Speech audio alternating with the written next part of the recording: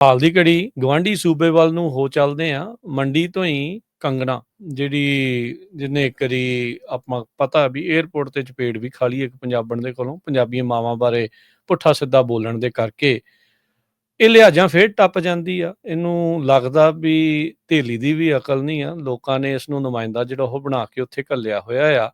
ਇਹ ਹੁਣ ਕਹਿੰਦੀ ਆ ਵੀ ਕੰਗਣਾ ਨੇ ਪੰਜਾਬ ਨੂੰ ਨਸ਼ੇ ਦੀ ਮੰਡੀ ਜਿਹੜਾ ਉਹ ਦੱਸਿਆ, ਜਦ ਕਿ ਖਬਰਾਂ ਤਾਂ ਇਹ ਕਹਿੰਦੀਆਂ ਵੀ ਗੁਜਰਾਤ ਤੋਂ ਸਭ ਤੋਂ ਵੱਧ ਨਸ਼ਾ ਹੁੰਦਾ। ਅਸਲ 'ਚ ਰਾਜਕਰਨਵੀਰ ਜੀ, ਕੰਗਣਾ ਤੇ ਕਲੇਸ਼ ਦੀ ਰਾਸ਼ੀ ਇੱਕੋ। ਤੇ ਕੰਗਣਾ ਦਾ ਦੂਜਾ ਨਾਂ ਕਲੇਸ਼ ਸੀ। ਇਹਨੇ ਕਲੇਸ਼ ਪਾ ਕੇ ਰੱਖਣਾ ਹੁੰਦਾ ਕੋਈ ਨਾ, ਹੈ ਨਾ। ਤੇ ਜਿਹਦਾ ਕੰਮ ਇਹੀ ਹੋਵੇ ਫਿਰ ਉਹਦਾ ਹੱਲ ਇਹੀ ਹੁੰਦਾ। ਉਹ ਆਪਾਂ ਪਿਛਲੇ ਮਸਲਿਆਂ 'ਚ ਜਿਹਦੇ ਨਾ ਜਾਈਏ, ਜੋ ਇਹਨੇ ਮਤਲਬ ਕਿਸਾਨ ਅੰਦੋਲਨ ਦੌਰਾਨ ਜਾਂ ਉਹ ਤੋਂ ਬਾਅਦ ਜੋ ਕੁਛ ਬੋਲਦੀ ਰਹੀ ਸਮੇਂ ਉਹਦੇ ਕਰਕੇ ਇਸਨੇ ਮਾਫੀਆਂ ਵੀ ਕਦੇ ਮੰਗੀਆਂ, ਕਦੇ ਥੱਪੜ ਵੀ ਖਾਧਾ। ਆਪਾਂ ਉਹ ਸਾਰੇ ਵਰਤਾਰੇ 'ਚ ਨਹੀਂ ਜਾਂਦੇ। ਬੀਬੀ ਮੈਂਬਰ ਪਾਰਲੀਮੈਂਟ ਬਣ ਗਈ, MP ਬਣਨ ਤੋਂ ਬਾਅਦ ਹੁਣ ਇਹ ਕਹਿੰਦੀ ਮੈਂ ਇਸ ਗੱਲੋਂ ਦੁਖੀ ਹਾਂ, ਮੈਨੂੰ ਨਹੀਂ ਪਤਾ ਸੀ ਕਿ ਇੰਨੇ ਘੰਟੇ ਬੈਠਣਾ ਪੈਂਦਾ, ਲੋਕਾਂ ਦੀਆਂ ਗੱਲਾਂ ਸੁਣਨੀਆਂ ਪੈਂਦੀਆਂ, ਕੰਮਾਂ ਲਈ ਲੋਕ ਆਉਂਦੇ ਨੇ, ਹੈ ਨਾ। ਕੋਈ ਕਹਿੰਦੀ ਮੇਰੇ ਕੋਲ ਮੈਸ ਲਈ ਆਪਣੀ ਆ ਜਾਂਦਾ ਜੀ ਕਿ ਮੇਰਾ ਲੋਨ ਕਰਾ ਦਿਓ ਜੀ, ਕੋਈ ਕਿਸੇ ਗਊ ਲਈ ਆ ਜਾਂਦਾ ਜੀ, ਗਵਾਚ ਗਈ ਜੀ, ਕੋਈ ਆਪਣੇ ਜਵਾਕ ਦੀ ਚਿੱਠੀ ਲੈ ਕੇ ਆ ਜਾਂਦਾ ਜੀ। ਕਹਿੰਦੀ ਇੱਕ ਬੰਦਾ ਮੇਰੇ ਕੋਲ ਆ ਗਿਆ ਕਿ ਜੀ ਹਿਮਾਚਲ ਦੇ CM ਸਾਹਿਬ ਨੂੰ ਕਹਿ ਦਿਓ ਜੀ ਮੇਰਾ ਜੈਨੂਨ ਕੰਮ ਆ ਜੀ, ਉਹਨਾਂ ਦੇ ਦਫ਼ਤਰ 'ਚ ਰੁਕਿਆ ਹੋਇਆ ਜੀ, ਹੋ ਜਾਵੇ। ਕਹਿੰਦੀ ਮੈਂ ਕਿਹਾ ਮੈਂ ਨਹੀਂ ਕਹਿ ਸਕਦੀ ਉਹਨੂੰ, ਮੈਂ ਤਾਂ ਖੱਟੜ ਅੰਕਲ ਨੂੰ ਕਹਿ ਸਕਦੀ ਹਾਂ। ਮਤਲਬ ਆਹ ਤਾਂ ਇਹਦਾ ਹਾਲ ਹੈ। ਤੂੰ ਮੈਂਬਰ ਪਾਰਲੀਮੈਂਟ ਚਿੱਠੀ ਲਿਖ, ਫੋਨ ਕਰ, ਗੱਲ ਕਰ, ਤੇ ਪਰ ਜੇ ਸਮਝ ਹੋਵੇ। ਇਸ ਲਈ ਇਹ ਤੋਂ ਹਿਮਾਚਲ ਵਾਲੇ, ਪੰਜਾਬ ਵਾਲੇ, ਆਮ ਲੋਕ, ਰਾਜਨੀਤਿਕ ਲੋਕ, ਦੂਜੇ ਦਲਾਂ ਦੇ ਲੋਕ, ਹੈ ਨਾ, ਉਹੀ ਦੁਖੀ ਨਹੀਂ ਗੇ। ਇਹ ਤੋਂ BJP ਵੀ ਦੁਖੀ ਹੈ। ਖੁਦ ਇਹਦੀ ਪਾਰਟੀ ਦੇ ਰਾਸ਼ਟਰੀ ਪ੍ਰਧਾਨ JP ਨੱਡਾ 2-3 ਵਾਰ ਤਾਰ ਚੁੱਕੇ ਨੇ, ਰੋਕ ਚੁੱਕੇ ਨੇ ਕਿ ਬੀਬੀ ਬੋਲਤੀ ਬੰਦ ਰੱਖ ਆਪਣੀ ਜੀ, ਪਰ ਟਲਦੀ ਨਹੀਂ।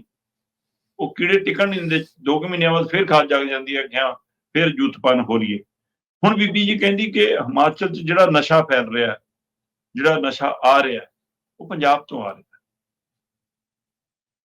ਪੰਜਾਬ ਨੇ ਨਾ ਤਾਂ ਕੋਈ ਚਿੱਟਾ ਪੈਦਾ ਕਰਨ ਦੀ ਫੈਕਟਰੀ ਲਾਈ ਹੈ, ਨਾ ਹੀ ਪੰਜਾਬ ਦੇ ਸਾਡੇ ਖੇਤਾਂ 'ਚ ਚੁੱਕਦਾ ਕੋਈ ਨਸ਼ਾ। ਆਉਂਦਾ ਕਿੱਥੋਂ ਆ? ਜੇ ਤੁਸੀਂ ਕਹਿੰਦੇ ਹੋ ਕਿ ਜੀ ਇਹ ਮੁਲਕ ਦੀ ਹੱਦ ਪਾਰ ਤੋਂ ਆਉਂਦਾ, ਪਾਕਿਸਤਾਨ ਤੋਂ ਆਉਂਦਾ, ਤਾਂ ਜੀ ਬਾਰਡਰ ਕਿਹਦੇ ਕੋਲ ਹੈ? ਬਾਰਡਰ ਦਾ ਕੰਟਰੋਲ ਕਿਹਦੇ ਕੋਲ ਹੈ? ਕੌਣ ਖੜਾ ਉੱਥੇ? ਫਿਰ ਪੁੱਛੋ ਨਾ ਆਪਣੇ ਪਿਤਾ ਜੀ ਨੂੰ ਜਾ ਕੇ, ਮੋਦੀ ਜੀ ਨੂੰ, ਕਿ ਬਈ ਇਹ ਕਿਉਂ ਹੋ ਰਿਹਾ? ਹੱਦ ਪਾਰ ਤੋਂ ਆਉਂਦਾ ਕਿਉਂ ਨਹੀਂ ਰੁਕਿਆ? ਤੁਸੀਂ ਤਾਂ ਕਹਿੰਦੇ ਹੋ 50 ਕਿਲੋਮੀਟਰ ਦਾ ਦਾਇਰਾ ਵੀ ਸਾਡੇ ਕੰਟਰੋਲ 'ਚ ਹੈ। ਮਤਲਬ ਦਰਸ਼ਨੀ ਡਿਊਟੀ ਵੀ ਤੇ ਦੁਰਗਿਆਣਾ ਮੰਦਿਰ ਦਾ ਗੇਟ ਵੀ ਸਾਰਾ ਤੁਸੀਂ ਕੰਟਰੋਲ 'ਚ ਲੈਣ ਨੂੰ ਫਿਰਦੇ। ਤੇ ਜੇ ਤੁਹਾਨੂੰ ਸੂਬੇ ਨੂੰ ਪੁੱਛਣ ਦੀ ਲੋੜ ਨਹੀਂ, ਸਰਕਾਰ ਨੂੰ ਦੱਸਣ ਦੀ ਲੋੜ ਨਹੀਂ, ਜਿੱਥੇ ਤੱਕ ਕਾਰਵਾਈ, ਤੇ ਫਿਰ ਇਹ ਕਿੱਥੋਂ ਆ ਰਿਹਾ ਜਨਾਬ? ਕਿਹੜੀਆਂ ਫੋਰਸਾਂ ਨੇ? ਜਾਂ ਨਗਹਿਲੀ ਆ ਤੇ ਜਾਂ ਮਿਲੀ ਭੁਗਤਾ। ਫਿਰ ਸਵਾਲ ਵੱਡਾ ਕਰਤਾ ਕੰਗਣਾ ਦਾ। ਦੂਜਾ, ਜਿਹੜਾ ਤੁਸੀਂ ਗੁਜਰਾਤ ਦੀ ਗੱਲ ਕਰ ਰਹੇ ਹੋ, ਭਾਰਤ ਦੀ ਨਹੀਂ, ਦੁਨੀਆ ਦੀ ਸਭ ਤੋਂ ਵੱਡੀ ਖੇਪ ਮੁਦਰਾ ਪੋਰਟ ਤੋਂ ਫੜੀ ਗਈ ਸੀ ਨਸ਼ੇ ਦੀ। ਦੇਖ ਲਓ, ਦੁਨੀਆ ਦੀ। ਤੇ ਜੇ ਫੜੀ ਗਈ ਹੈ, ਜਿੰਨੀਆਂ ਲੰਘਦੀਆਂ ਨੇ ਕਿੱਥੇ ਖੱਪਦੀਆਂ ਨੇ। ਤੇ ਜੇ ਇੱਕ ਸੂਬੇ ਤੋਂ ਦੂਏ ਸੂਬਿਆਂ 'ਚ ਆ ਰਹੀਆਂ ਨੇ, ਫਿਰ ਉੱਧਰ ਰੁੱਖ ਕਰੋ। ਸਰਕਾਰ ਵੀ ਤੁਹਾਡੀ ਕੇਂਦਰ 'ਚ ਵੀ ਤੇ ਸੂਬੇ 'ਚ ਵੀ, ਫਿਰ ਉੱਥੇ ਜਾ ਕੇ ਰੋਕੋ, ਨਾਕਾ ਉੱਥੇ ਲਾਓ। ਪੰਜਾਬ ਤਾਂ ਖੁਦ ਪੀੜਤ ਤੇ ਰਹਾ, ਉਹਨੇ ਕਿਸੇ ਨੂੰ ਕੀ ਮੰਡੀ ਬਣਾਉਣਾ? ਪੰਜਾਬ ਤਾਂ ਆਪ ਇਹਦੇ ਚੁੜ ਜਾ। ਤੇ ਜਿੱਥੋਂ ਤੱਕ ਗੱਲ ਹੈਗੀ ਆ ਕਿ ਢੱਕੀ ਰਹਿਣ ਦੇਣੀ ਚਾਹੀਦੀ ਹੈ। ਜਦੋਂ ਉਂਗਲ ਚੱਕੋਗੇ ਇੱਕ ਕਿਸੇ ਕੰਨੀ, 4 ਆਪਣੇ ਕੰਨੀ ਹੋਣਗੀਆਂ।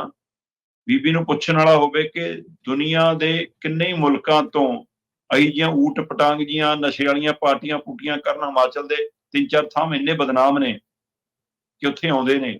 ਤੇ ਇਕੱਲੇ ਨਸ਼ੇ ਦੀ ਪਾਰਟੀ ਨਹੀਂ, ਹੋਰ ਜੋ ਖੇਹ ਖਿਲਾਰ ਕੇ ਜਾਂਦੇ ਨੇ, ਸਾਰਿਆਂ ਨੂੰ ਪਤਾ। ਸਹੀ ਗੱਲ।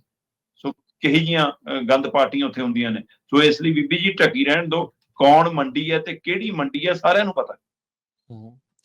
ਅੱਛਾ, ਕੁਛ ਸਰਕਾਰ ਦਾ ਆਪਣੇ ਵੱਲੋਂ ਇੱਧਰੋਂ ਕੁਛ ਪ੍ਰਤੀਕਰਮ, ਕੁਛ ਇਹਨਾਂ ਨੇ ਕੁਛ ਇਸ ਦੇ ਉੱਤੇ ਕੁਛ ਕਿਹਾ ਜਾਂ ਅਜੇ ਸਿਰਫ ਸੁਣੀ ਹੀ ਜਾਂਦੇ ਆ?